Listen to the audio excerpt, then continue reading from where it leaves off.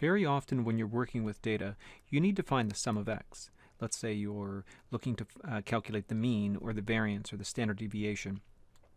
So we're going to need to get a list of all of our x values and add them up.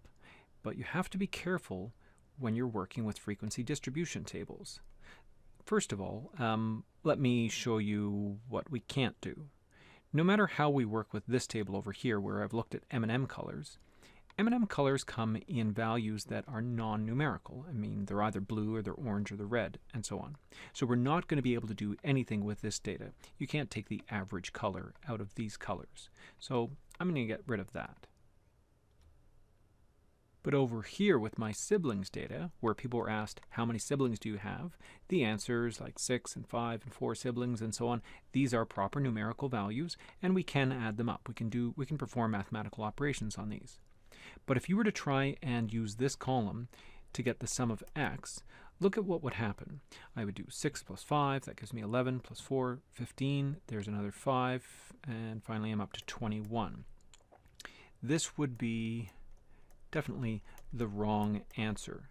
The reason that this is wrong is because this completely ignores the fact that there is 1 6 but no 5s, even though I added 5 in there. There's actually 4 4s, but I only added 4 once.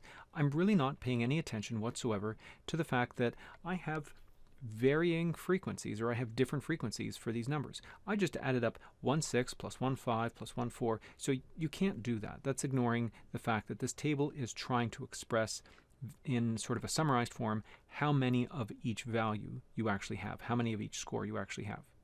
So one way to get around doing this, or one way to get around this problem, would be to go back to your raw data.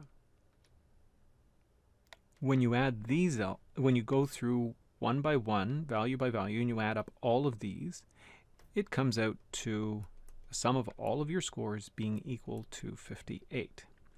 But doing it this way, especially by hand, is easily prone to errors.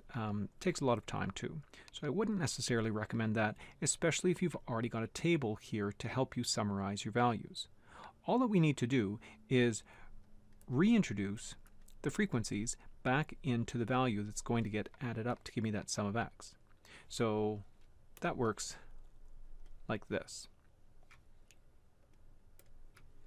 I have 1 6, so 1 times 6 tells me that I'm adding 6 into my total, whereas I have 0 5, so 0 times 5 gives me 0 that will be contributed towards the total. 4 times 4, that's 16. So my 4s in total will contribute 16 to the total. So I think you get the idea here. 3 times 3, so f times x, that's 9. 10 times 2, that's 20. 7 times 1, that's 7. And 3 times 0, that's 0. When I add these up, I will get the sum of f times x, but this is actually going to be the sum of x. It's the proper sum of x. It's as though we took all of this data and added the values one by one. So let's add this up and see what we get. 6 plus 16, that gives me 22. Plus 9, that's 31. Plus 20, that brings me up to 51. And another 7 brings me to 58. So this is equals to 58, showing me that my sum of x is 58. And that's what I got when I did these one by one. So this would be the method that you have to employ. So be careful. Do not just add up your x's. These are not actual scores. This is just the scale of values, of potential values that were showing up in your survey or in your sample. What you need to do is you need to make sure you've introduced or reintroduced the frequencies, because the whole point of the table was to separate frequencies from the scores. By using this column here, we're reintroducing them together and we can get a proper total.